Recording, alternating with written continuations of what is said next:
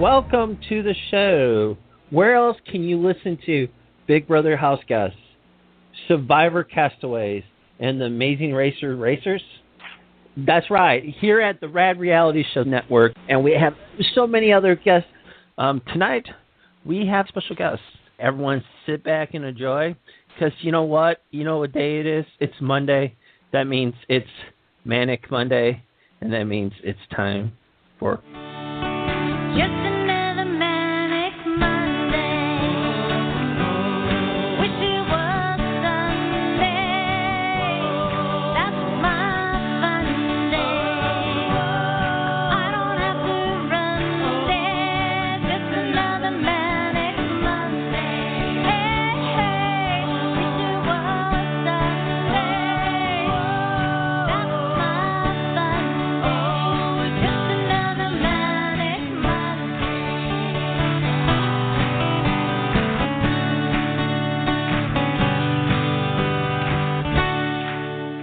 Hello, everyone, and everyone that's in the chat room, everyone that's listening somewhere else on the internet.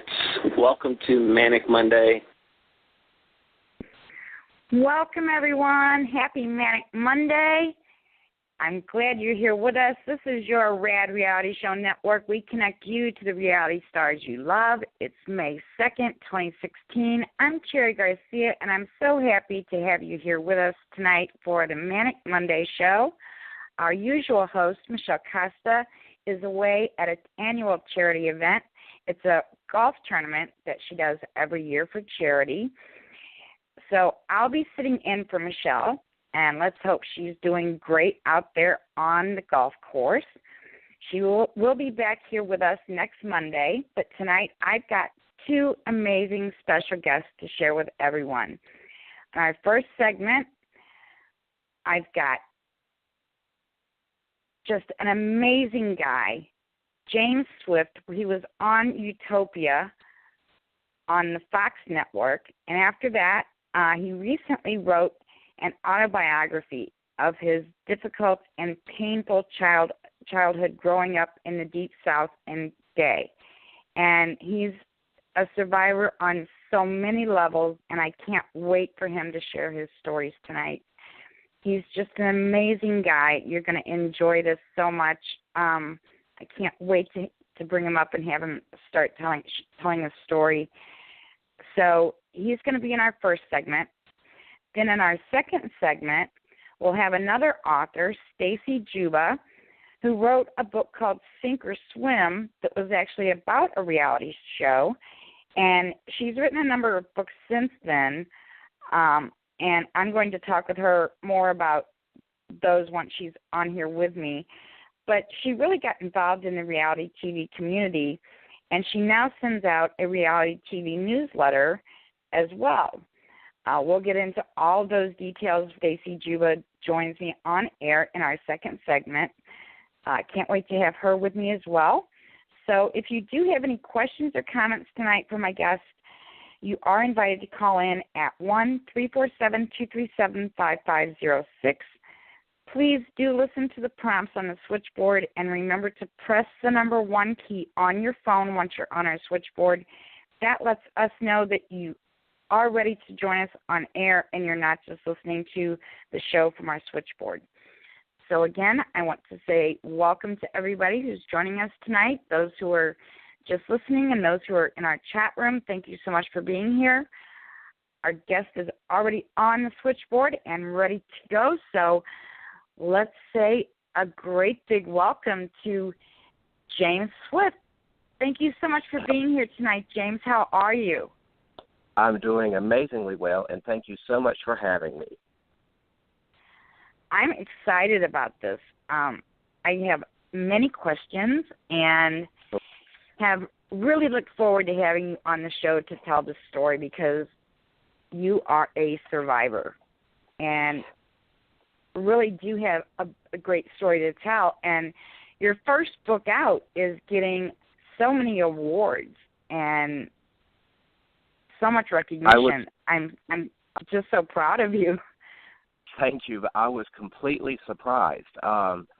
I've never written a book before, but the time that I was on Utopia and I talked about the conversion therapy that I went through as a child, I had so many people, and I cannot speak highly enough of my online family, and I'll get more into that later, but the people that follow me on Facebook and Instagram and Google Plus and Twitter, they're not followers, they're my family, and I try to get as personal with each post as I can to let them know that I'm not just running through and answering stuff out of the blue. I want them to know that I honestly do care. But they wanted to hear more about what I went through than legal. And I just sat down and I just started writing, and the next thing I knew, I had a book. That's incredible. That was my first question. The general public last saw you on TV on Utopia. And how long after you left Utopia did you decide to write the autobiography? And did being on Utopia, had to do with writing the book? And did you feel like you had a bigger audience, so it was now or never? Or did being on Utopia have nothing at all to do with it? Or did it have a lot to do with it because you had this big family now? Go ahead. It had everything to do with it. I wasn't even on social media before I went on the show, and when all that was set up and I started, the people who were following me had to tell me how to use it because I didn't know what to do. I got a tweet one day, and they said, "Do you ever follow anybody back that follows you?" And I was like, "I have no idea what you're talking about." So wow. I had so many messages and people asking me more and more and more about the conversion therapy, the cult, the Worldwide Church of God that I grew up in, and then when I wrote the Grindstones, we had not found the people and the compound. I had looked all those years on my own what my PTSD would allow me to do because I have triggers like crazy. One of my friends, Teresa, just out of the blue sent me a message, and I was already finished writing Rusted Rhinestones, and it had gone to the publisher.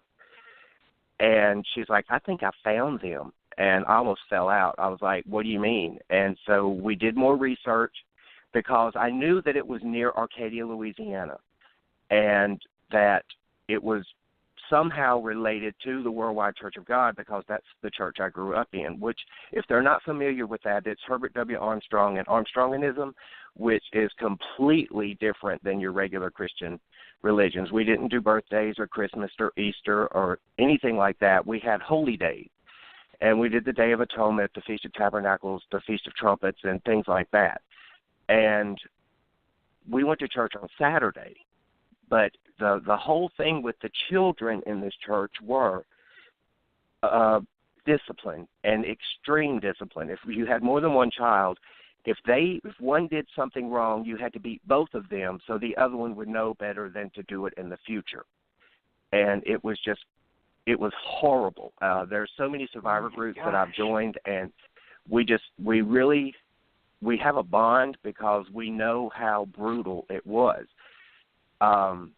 Once I reached the age of 15, my pastor had told my parents that I was possessed by a gay demon, and that the only way for them to assure that the demon would not take grasp of me forever was to cause me physical pain.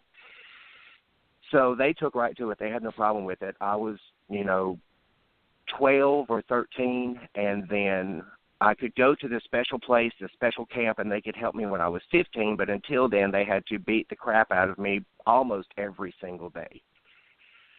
And oh, my God.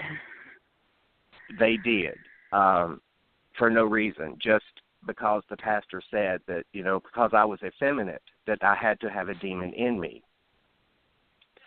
When I did reach the age of 15, my birthday is in December, so one night I'm asleep in my bed, the door flies open, these two men grab me out of bed in my pajamas, no socks, no shoes, nothing, and they start dragging me down the hall, and my mom and dad are standing there, and I was like, screaming, and Dad said, just go with them. They're going to help you.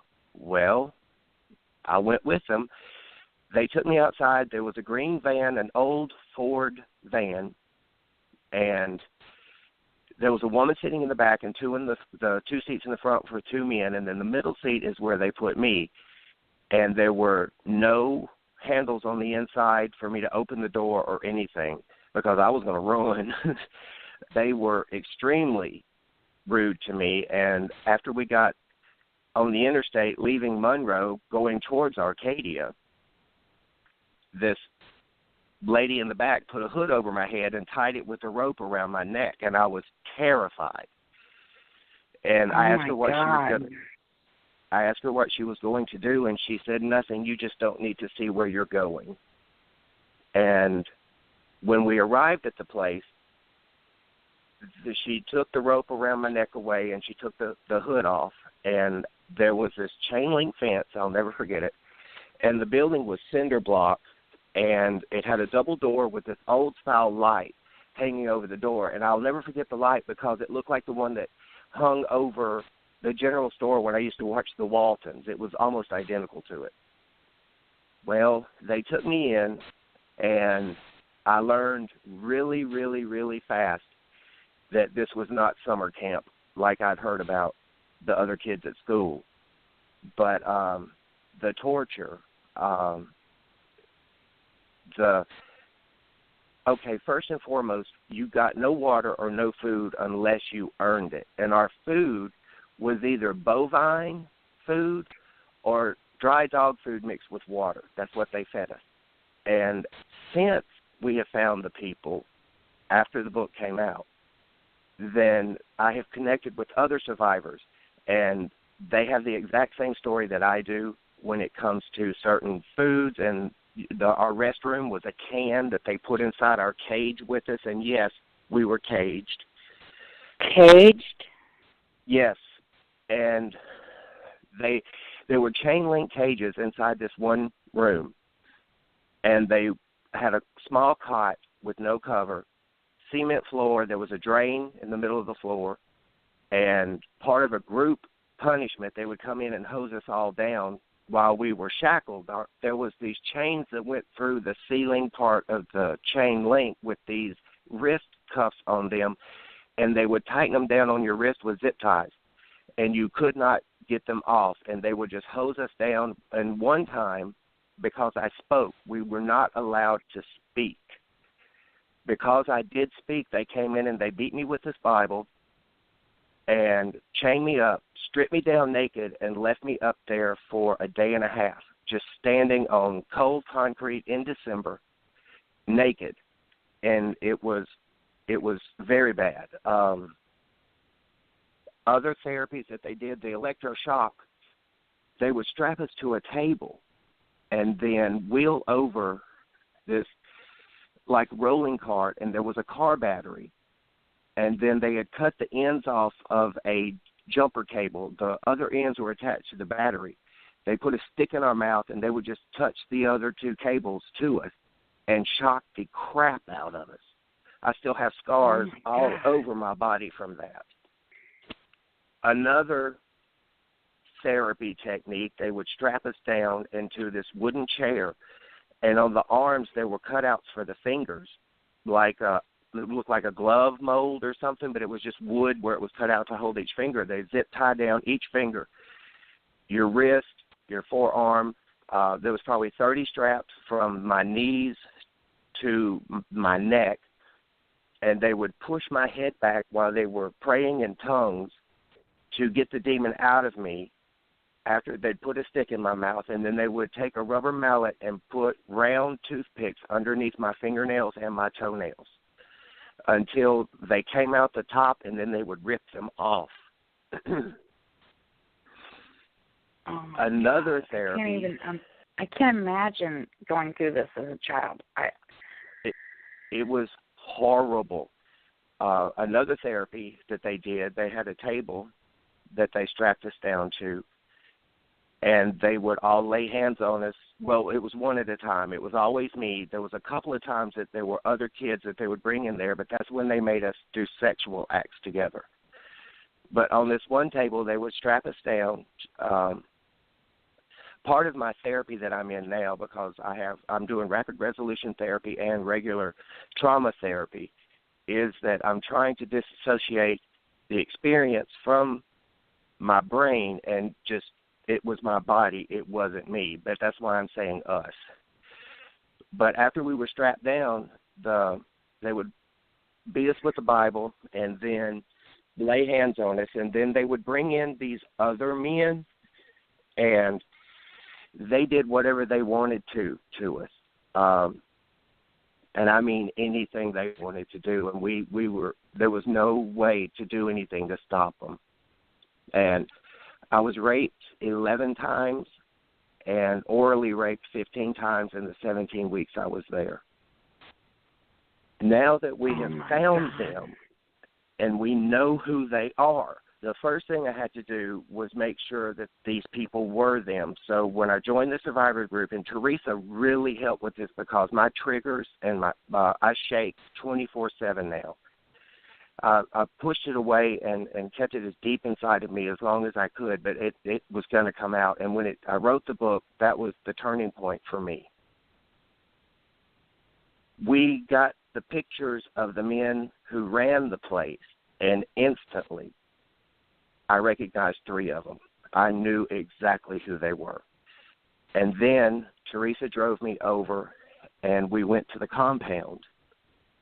And the building is still standing. You know, it's dilapidated, but where they put me is still standing. There's still the chain link fence. It's about a 12-foot fence around the church compound and then the other buildings with a road through the middle. And there were 2 compounds on the grounds. One was for the girls and the other one was for the boys. But where they had the gays,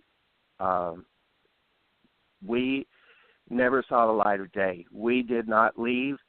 If we weren't in our cage, then we were in one of the torture rooms or we were scrubbing the floors with a toothbrush. We never spoke. One time to another person there in the 17 weeks I was there, and that's when I got punished and they strung me up for a day and a half. We did find a connection after I was able to positively identify the men. I didn't know their names, but I even gave them the descriptions of these people before I saw the pictures. And it was dead on.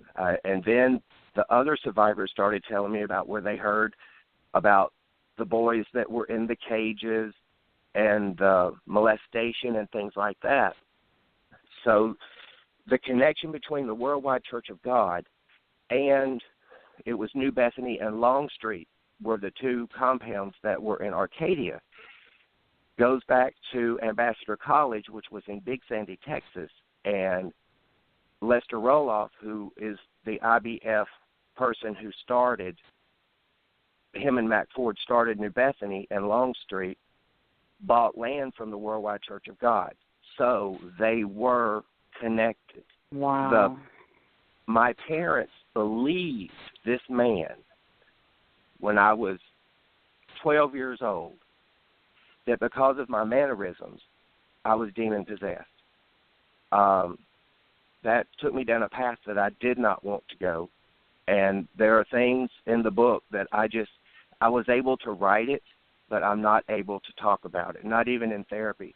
Now, the hypnosis that I'm doing in therapy, because I want my life back, and I'm getting it back.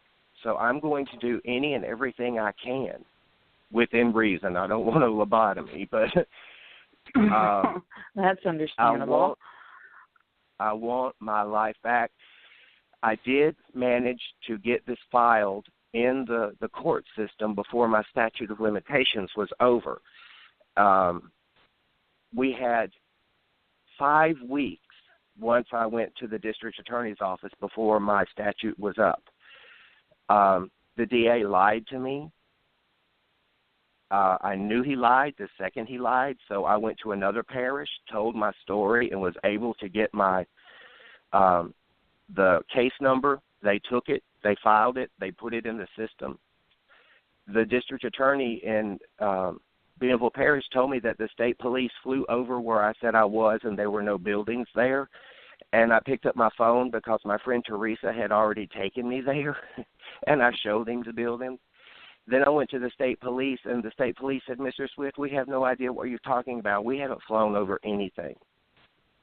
So I called the ACLU, and they put me in touch with some local attorneys here, and I met with them last Friday. So they're reviewing everything, and I hope to hear back from them because the main man, the main one, is still alive, and he is the one that was one of the, he raped me several times while I was there.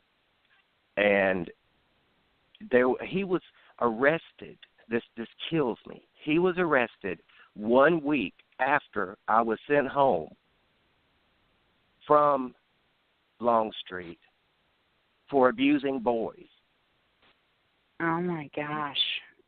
Pled down in the state court to a misdemeanor, and they sent him right back to the boys he was abusing. He left here, opened How in another the world one. do they get by with that? Religious liberty. They sued the state of Louisiana for lost income, and this is 1981, of $800,000 a month that they were making from this girls and boys home, and the state caved. Well, then Larry went to South Carolina, opened another home for boys, and was arrested there for abusing boys, and he didn't go to jail. And now when the victims, the survivors come forward, then the court system treats us like we're the criminals. My entire life I've had to deal with what they put me through. And then when they sent me home, I was there 17 weeks. My mom and dad met me at the door and said, "You're not our son." So I had to go out on the street. And you know how a 15-year-old earns a living on the street? You either sell yourself or you steal. And I did both, which led to even more rape, more abuse, more beatings. But I have a spirit in me that will not die. Managed to get enough money to pay for 1 week in a motel. I had gone to New Orleans.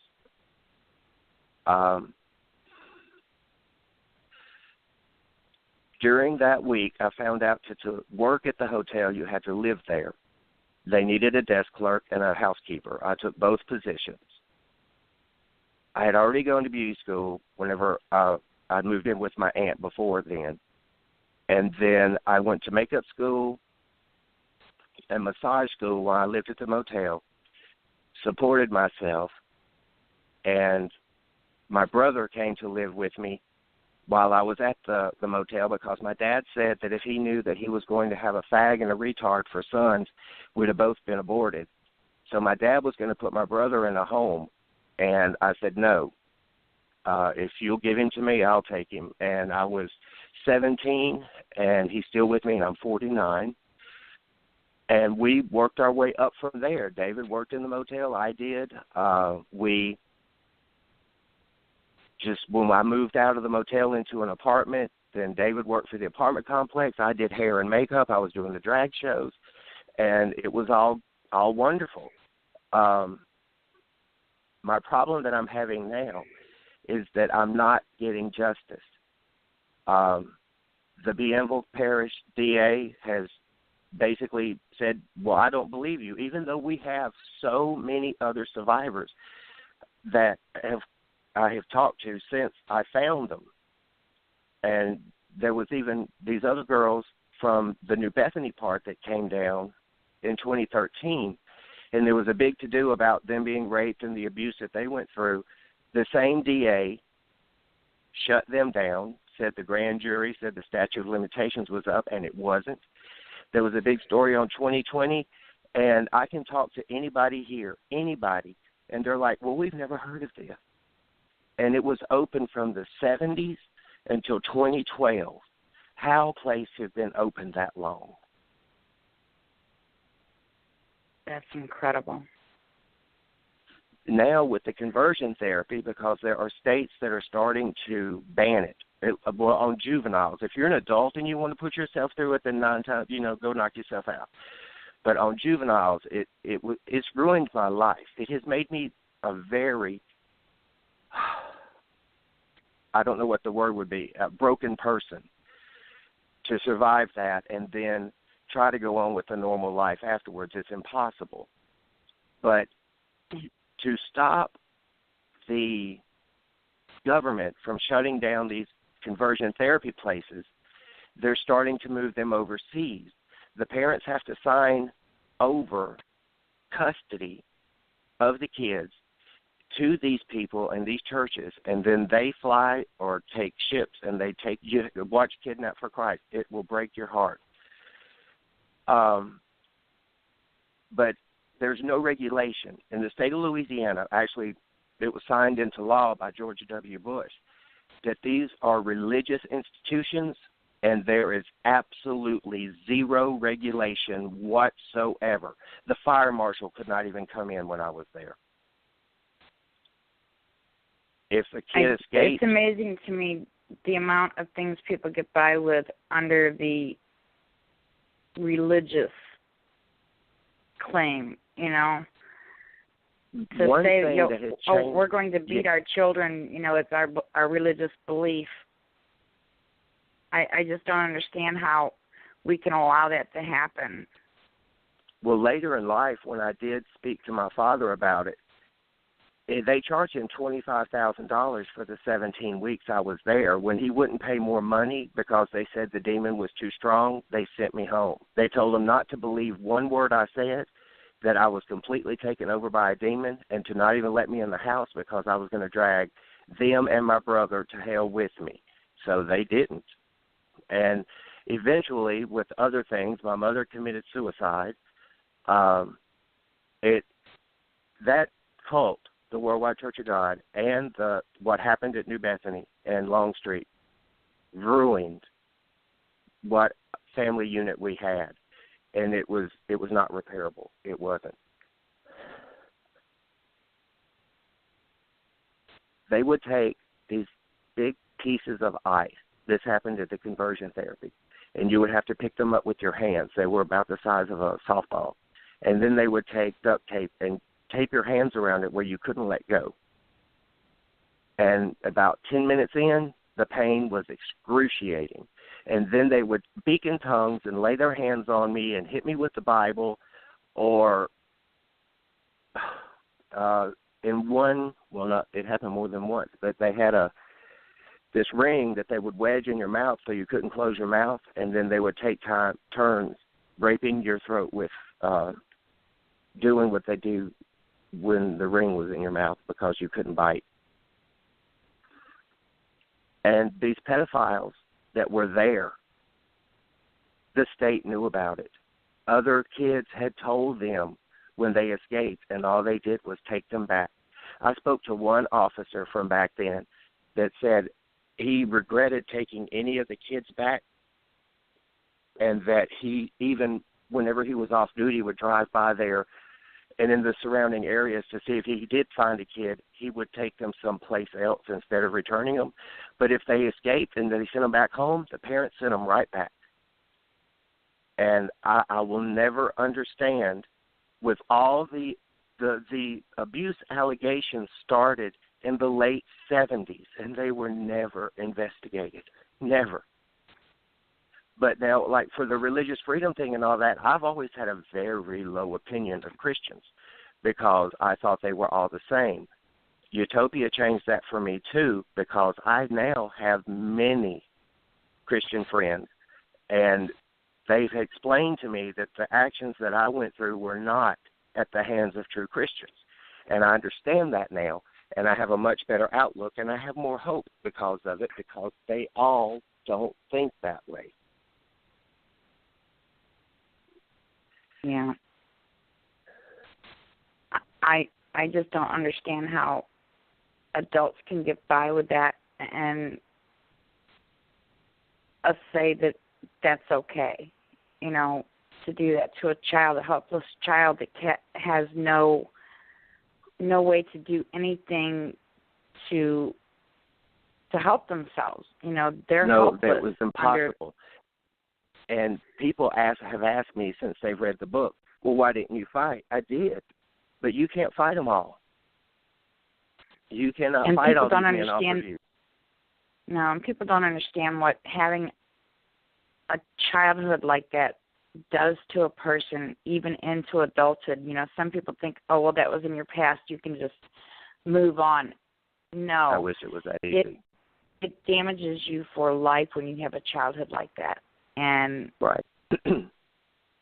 Well, even my it leaves therapist scars now, on you that never, go away. And I'm so thankful that you're getting the help that you're getting now, because you have to have that kind of help to have some semblance of a real life. Well, Can't I just have do it on your own. 2 medical doctors and 2 therapists, and I see all 4 of them at least once a month. But the therapist I see once a week. I've got to tell you this now, for people who have been through trauma, the rapid resolution therapy, it's life changing, because in the hypnosis, I'm able to go back in the memory and rescue myself. I know that sounds crazy, and when they first told me about it, I was like, yeah, but it's true. You can go in your subconscious, and you can take yourself out of that situation. Does it make it all go away? No. But you're able to show the inner child that you survived it. Because I was hoping somebody was just going to kill me when I was 15. I was praying for it. But they didn't. They came close. But then after that, I became more of an activist when I got older and started making money. And then once in New Orleans, I was attacked and stabbed because I was standing up for gay rights. And then once in North Carolina, again, I was attacked, beaten, and stabbed severely. And that's where the rest of the PTSD came from, is because, and both attacks, both the 2 men in the first one told me that God hated me, and in the second one, there was at least 5 men that were beating and stabbing me, and the whole time they quoted Leviticus. And when I see these people on television or in print or online, and they're talking about the evils of the LGBT community, I want to say shut up, because the people on the fringe of your movement are the ones that are going out there and they're attacking people. I don't know why I lived. I have no idea. Both attacks could have been deadly. And I even went to Matthew Shepard's funeral because I have so much survivor's guilt with Leela and all these other LGBT people that have died. Why did I live? And I can only think it's so I can get this message out there. Because somebody's got to talk. And even the other survivors from where I was, they're like, I would never be able to say what you're saying. Well, either I say it or I die with it. So I'm going to say it because I'm not ready to die. There you go. I wanted to ask you, what it was like for you to, as you wrote the book, to go back to these, childhood memories and just revisit them. I know it had to be very painful for you. What was it like as you were writing the book? Did you have someone there with you helping you through that process?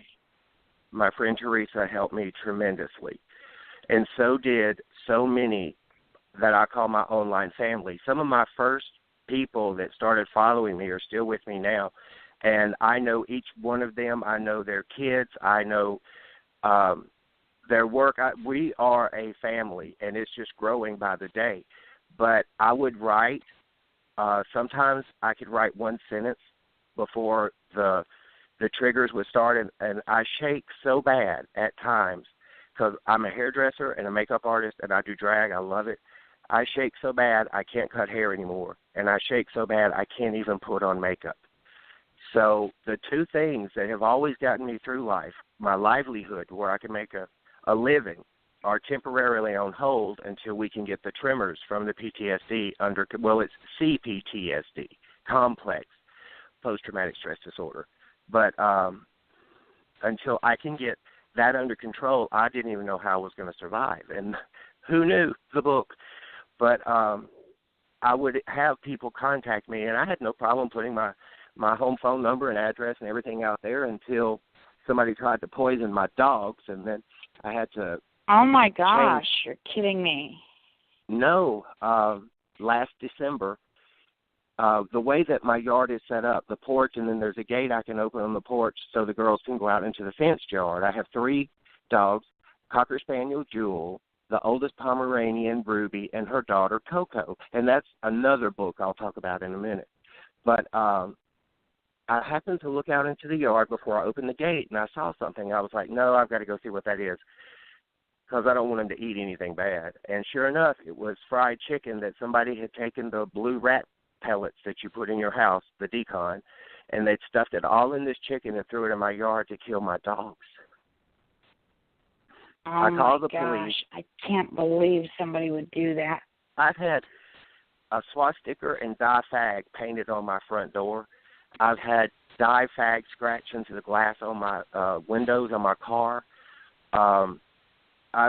You just would not believe that I do not leave this house without thinking, is this the day I'm going to die? I can go to Walmart and someone is going to call me a faggot because of my mannerisms before I can leave. And I'm 49 years old, and I just want to turn around and say, shut the hell up. But I can't. I can't do it. If I confront them, I'm going to freeze, and then I won't even be able to defend myself. And I've had people say, get a gun. No, I can't do that because I'd shoot them, and then I'm going to jail. Oh, my gosh. But this my world entire is life, just so cruel today. You know, I don't understand. but it's not so many... just today. It's not for the LGBT community. This has been going on since at least the 70s, to where the attacks and the everything, because we're an abomination. That's what I kept hearing all the time, and I heard it a lot in conversion therapy, and I heard it a lot from my parents. This has been going on for so long. The older LGBT people that I talk to, and I'm 49, so I'm talking about like my drag mother, Mother Bob, she was in her 70s. And the things that she would even tell me, I'm like, what is wrong with people?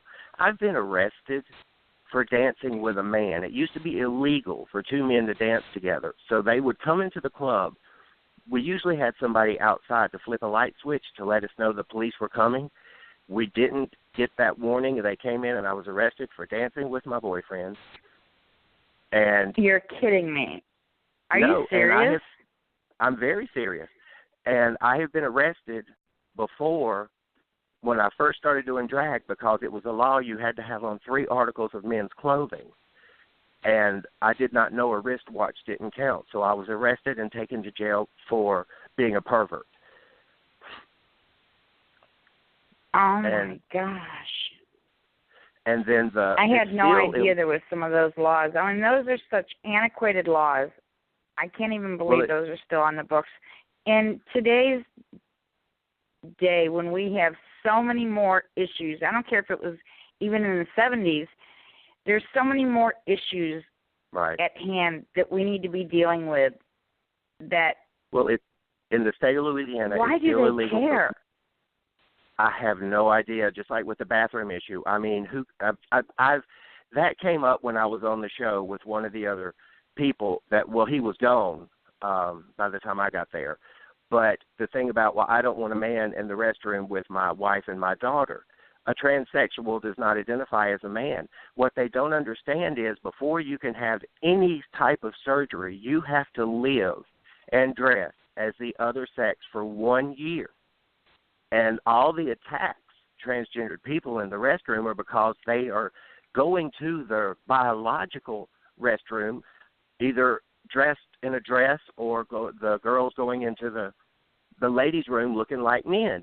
And that's where the trouble happens. So if you just eliminate the fact that they cannot go, don't make the man in a dress go into the men's room, because he's not going to get out of there without getting hurt. Trust me on that one, especially down here in the South.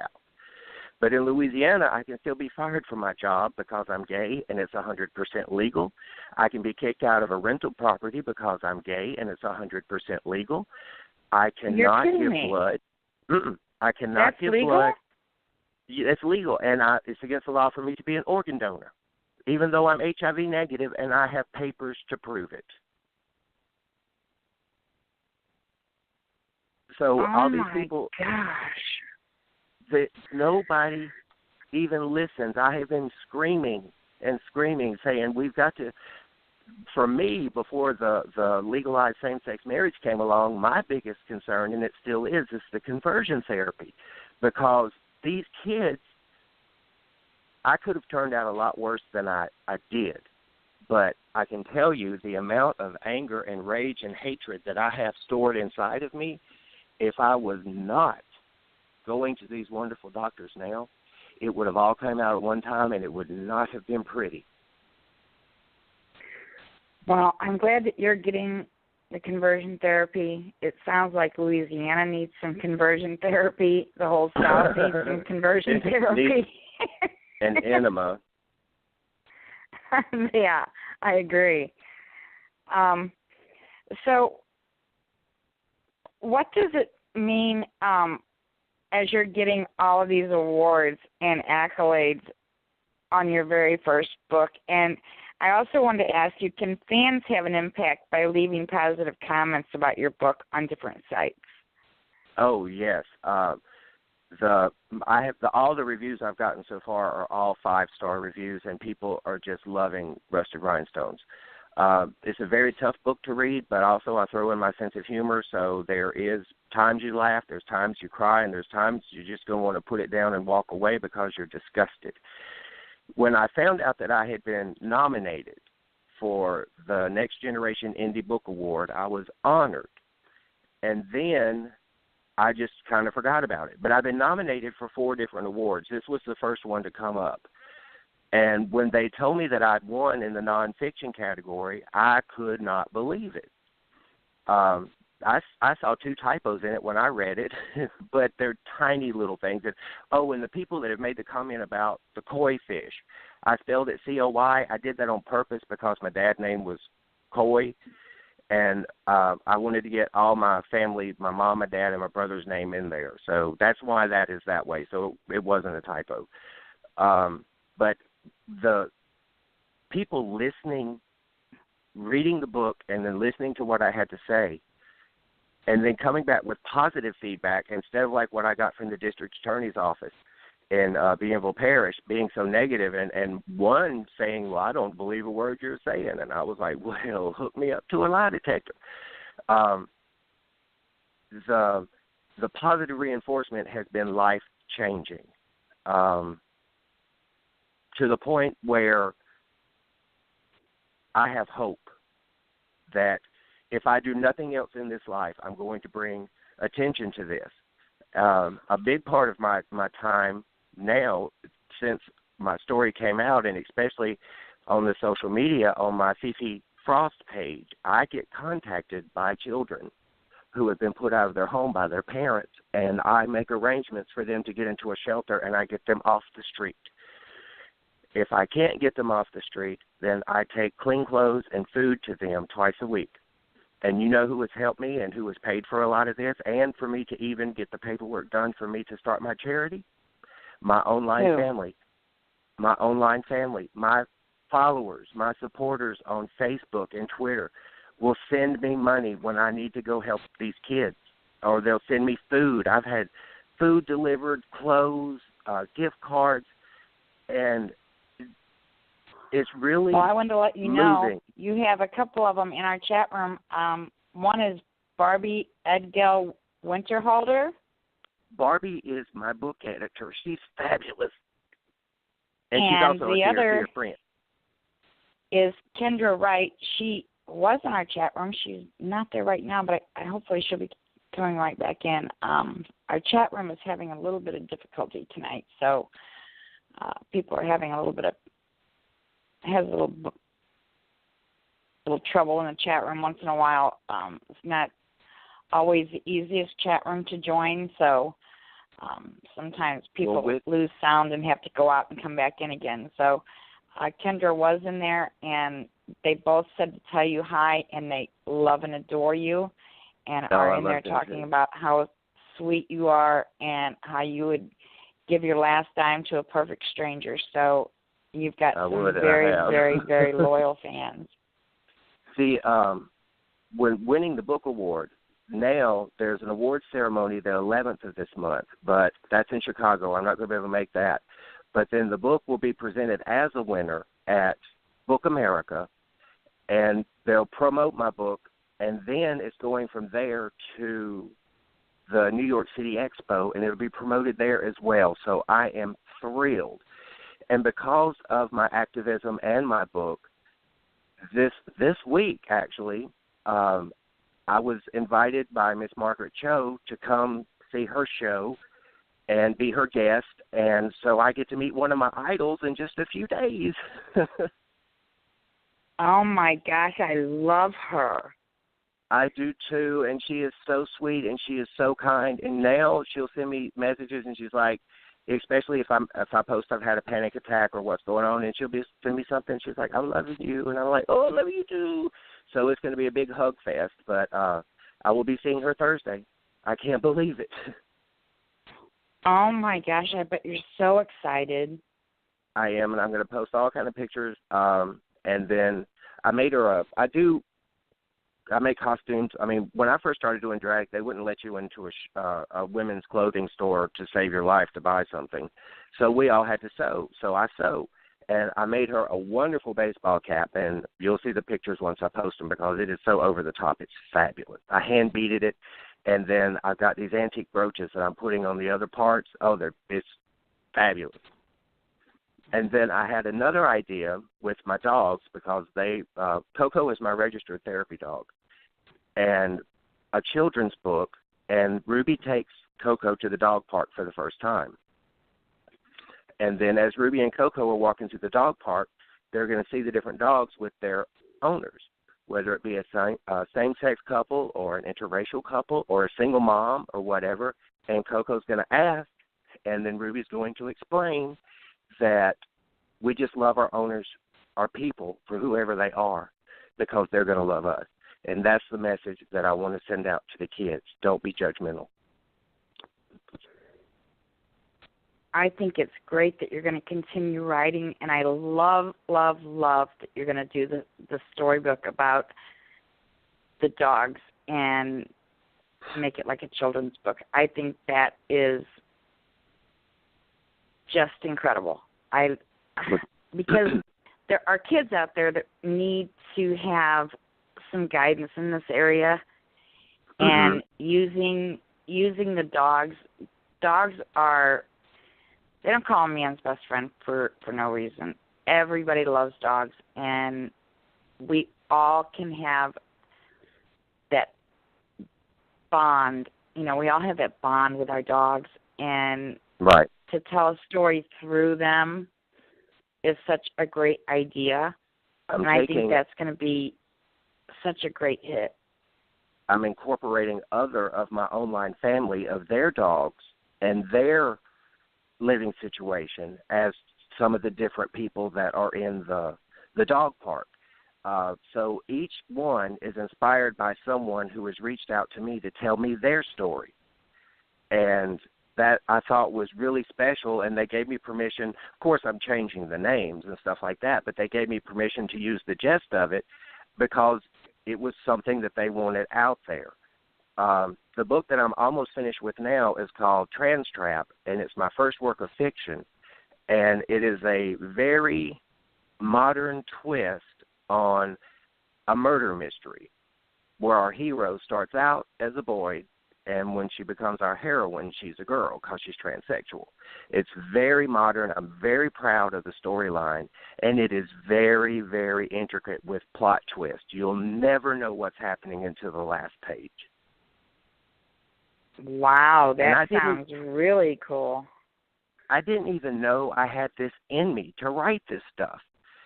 It's just like they say, when one door closes, a window opens, and I'm just so thankful that Well, I've always been creative, but I just never knew I could write anything. Well, obviously you now found a new passion, and Yes. you're doing so well with it. It's almost like you've hit the street running now, and you can't stop. And I'm so glad, because everyone is really loving your work, and I'm so happy that, I think the first book was quite therapeutic, and you got your story out, and that was so important. Now you're going to be able to, just tell whatever story you want and be wide open and help so many people. And I know that's what you're going to do. You've already talked to me about it, and yes, you have so many plans for helping others, and I think you have such a big heart. Well, and I really appreciate that's really that. all you want to do is help others, and that's my whole goal. That's so amazing. Since I left Utopia, I have taken over 300 homeless LGBT kids off the streets. I've had a direct hand in getting them either into foster care or a shelter or with a family member or something. But it's when they call me, when I get the call or the message on my Fifi page, I immediately get in my car and I'm on the road. You would not believe the situation that some of these kids, when I found them, I've had to take some straight to the emergency room. Some I would get them to meet me at the police station, and so I could explain why I'm there and where I'm going with this kid. But I have a network of people that I have been building up for over 20 years, from doing charity shows and back when we were doing AIDS fundraisers and things like that, to if a kid contacts me from Texas, then I know someone in Texas to put them in contact with so that they can get help. But if they're close enough to me, then I just take care of it myself. I will call and make the arrangements, and then if I have to, I will stay with them until we can get the police involved or whatever it is we need to do to get them in another home and away from the abusive home that they're in, or if they're on the streets, I'm taking them food and clothes. Some don't want to go. They do not want to go to any type of shelter, and those are the ones that I fear for the most. And I have had one that breaks my heart every time I think about him. I got him placed with his aunt. His dad was very abusive to him, and he was starting to really make a change, and he was 15. And then I got the email from the aunt that he killed himself.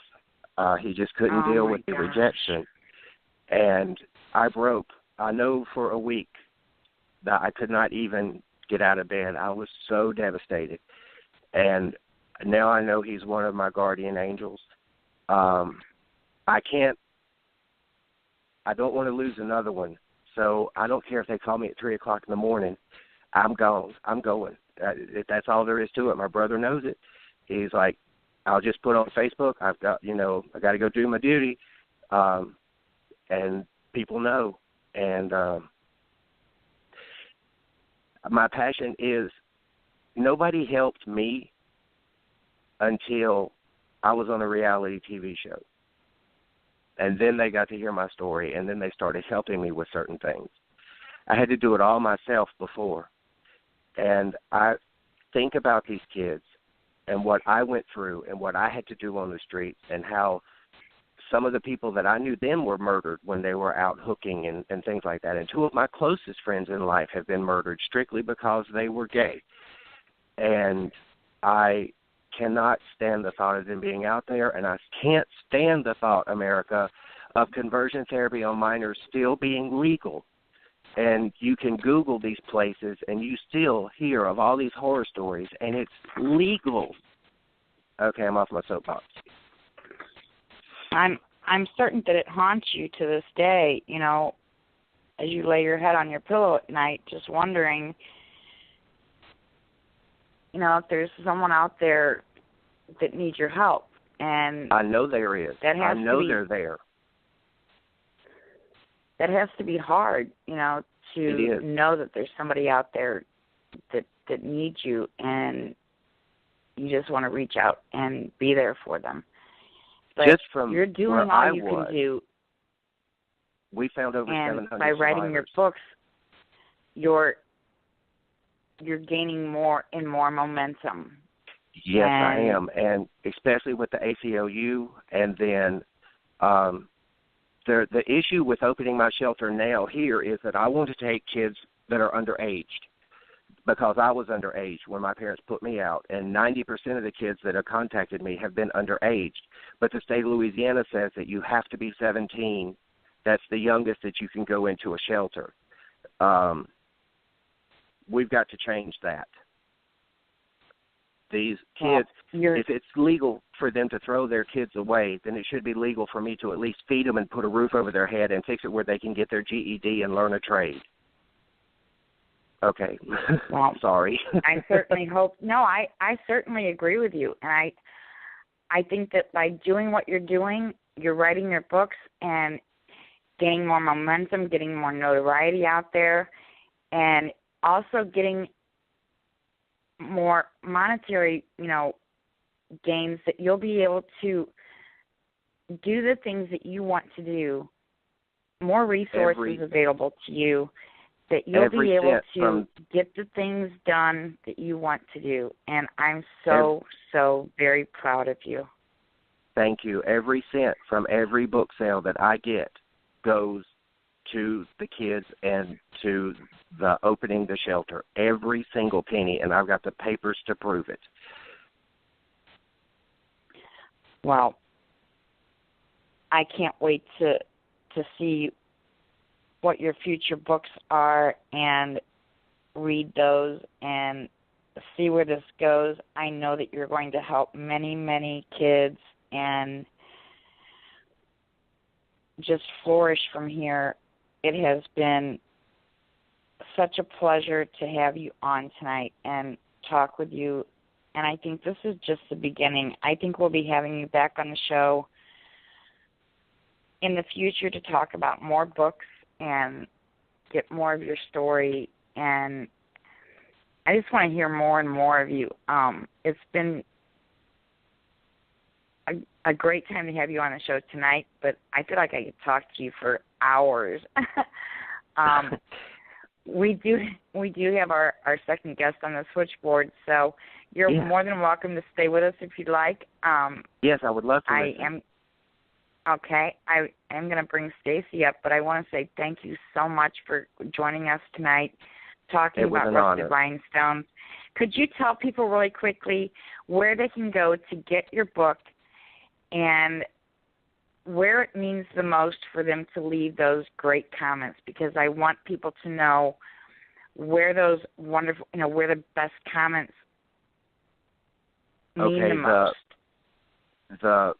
My personal author page is at amazon.com/author/Fifi Frost. I have reviews on Smashwords.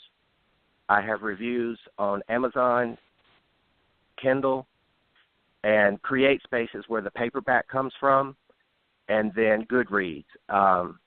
The two of the book awards that I'm nominated for are strictly because of my the comments left about the book, and that they are so strong and they are so good. So if they read, please leave a good comment or a recommendation, because that just attracts more people, and I can finally get my shelter open, because the money is all for the kids, every penny of it. And I really appreciate y'all having me, so thank you so much. Well, thank you for joining us tonight, and we will definitely have you back on. I want to thank everybody out there who joined us tonight in the chat room to listen to you. You have a lot of faithful fans, and they absolutely adore you. Thank you so much, Kendra. Thank you. Everybody out there who's joining us tonight to listen to James, thank you so much for being here tonight. Those are two that we're chatting in the chat room the most. I just wanted to give them a shout-out. But we are going to go ahead and bring up our second guest and have her join us. But, James, I just want to say thank you, and I am so, so proud of you, and we will have you back to talk about Rusty Rhinestones again and your future books as well, because I know they're going to be a hit. Appreciate it. So, and big hugs, y'all. Big hugs to you back, babe.